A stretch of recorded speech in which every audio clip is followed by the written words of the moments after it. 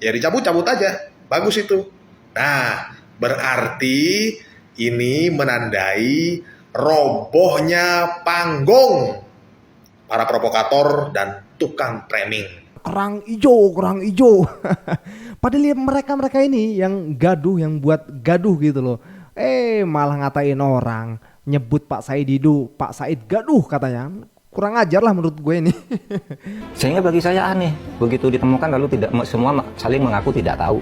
Jadi omong kosong kalau itu mereka tidak tahu kalau kemudian dari Juli 2024 Tidak sampai masuk sekarang akal, baru tidak tahu. tahu. Tidak masuk akal, tidak tahu. Dan sekarang yang aneh, Siapa yang nyewa ekskavatornya pasti tahu dong.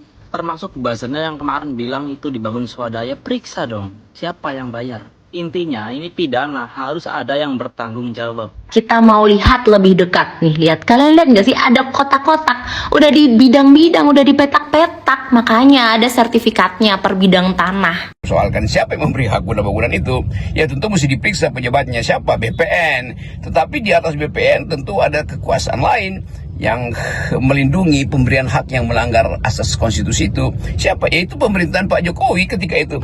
Jadi kalau orang bilang Jokowi lagi, ya karena memang pada waktu itu presidennya ada Pak Jokowi kan. Assalamualaikum warahmatullahi wabarakatuh. Kembali lagi di channel Prayoga Muhammad. Gimana kabar kalian semua? Semoga baik-baik saja ya, dan dilancarkan segala rizkinya. Ya teman-teman semua, soal pagar laut ya yang sudah dibongkar atas perintah Pak Prabowo Subianto melalui TNI AL. Tapi tidak hanya itu ya teman-teman semua, karena ini keberlanjutan, karena kita akan tahu nih siapa pemilik aslinya dan sepertinya akan menyeret seseorang guys. Ini berdiri sejak pemerintahan siapa yang memberikan izin.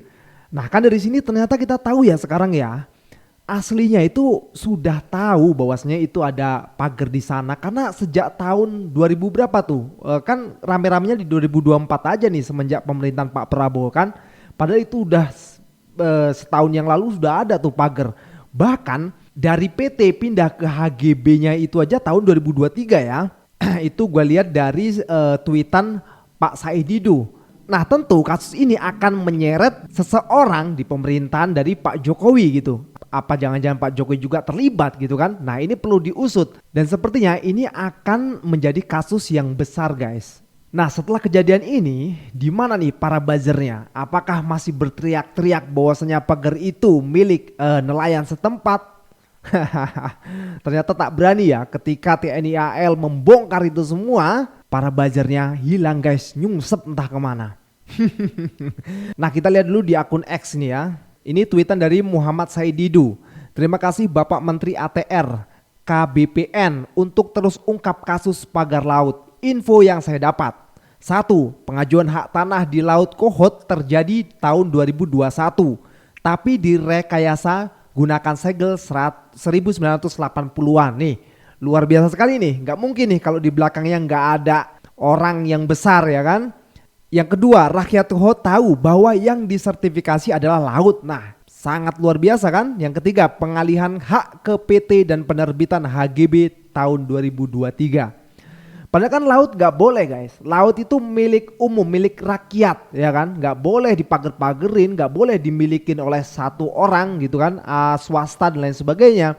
Itu milik negara, milik rakyat Indonesia, dan rakyatlah yang menikmati gitu loh. Jadi adanya kasus ini ya alhamdulillah juga akhirnya terbongkar kan. Ya semoga saja pemerintahan Pak Prabowo mengusut tuntas sampai ketemu siapa dalang di balik ini semua. Oke teman-teman semua, kita lihat videonya. Ya alhamdulillah saya sebagai warga negara Republik Indonesia berterima kasih kepada pihak-pihak yang sudah mencabut ya pagar laut di Tangerang. Bersyukur berarti tidak ada lagi kegaduhan yang perlu kita perdebatkan ya kan. Dan pemilik pagar laut yang ada di Tangerang siapa? Siapa yang mengaku? Berbeda dengan yang di Bekasi. Tiba-tiba ada yang langsung mengaku. Bahkan melakukan nota protes. Nah ini. Nah kalau yang di Tangerang siapa yang punya? Nah nggak ada kan yang bersuara kan? Nggak ada yang merasa dirugikan kan di Tangerang? Ya dicabut-cabut aja. Bagus itu. Nah berarti ini menandai robohnya panggung para provokator dan tukang framing.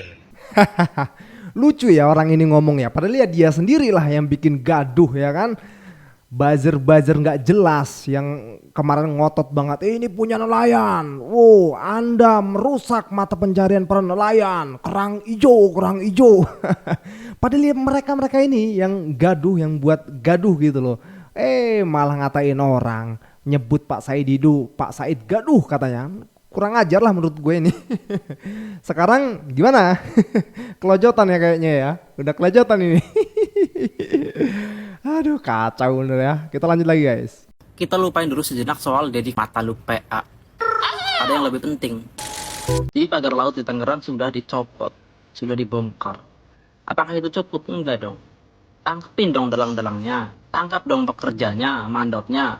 Itu kan pekerjaan lama, sampai 7 bulan loh itu. Pasti ada saksi dong, dan pasti ada yang kenal dong. Siapa yang nyewa ekskavatornya, pasti tahu dong. Termasuk buzzernya yang kemarin bilang itu dibangun swadaya, periksa dong. Siapa yang bayar? Intinya ini pidana, harus ada yang bertanggung jawab. Tolong di tag-nya admin Grandong nih. Jadi curiga jangan-jangan si botak itu emang lagi mengalihkan isu nih. Aduh, akhirnya pemilik pagar laut sudah terungkap. Ternyata bukan seperti yang dibilang manusia ini dan manusia ini. Kalau kata Menteri ATR, akui pagar laut bersertifikat HGB, hak guna bangunan. Ini daftar pemiliknya. Jumlah sertifikat hak guna bangunan ini mencapai 263 bidang sertifikat atas nama beberapa perusahaan. Yang pertama, PT Intan Agung Makmur sebanyak 234 bidang, dan atas nama PT Cahaya Inti Sentosa sebanyak 20 bidang. Waduh, berarti sudah jelas pagar laut yang bikin bukan warga setempat, yang kata buzzer-buzzer itu swadaya masyarakat, ternyata bohong. Jelas fakta ini membuat para buzzernya nyungsep ya, pokoknya nyungsep. Nah itu dulu ada di pemerintahan siapa tuh? Habis nonton cuplikan bocor alus Tempo dan perbincangan yang rame di X, aku terus cek website Bumi ATR BPN. Kayak gini nih hasilnya. Kita langsung aja ke Desa Kohot Kabupaten Tangerang, terus kita arahkan ke arah laut dan kita klik. Nah ini hak guna bangunan. Kita klik peta Google dan ini laut nih, laut. Dan yang lebih bikin shock lagi nih setelah aku cek Google Earth ya, itu pagar udah ada sejak tahun 2022. Kalau dari citra historis Google Earth, pagar ini tuh udah terpotret satelit sejak Agustus 2022. Kalau ini tangkapan satelit terbaru nih ya, 2024, kita mau lihat lebih dekat nih. Lihat, kalian lihat gak sih ada kotak-kotak, udah di bidang-bidang, udah di petak-petak, makanya ada sertifikatnya per bidang tanah.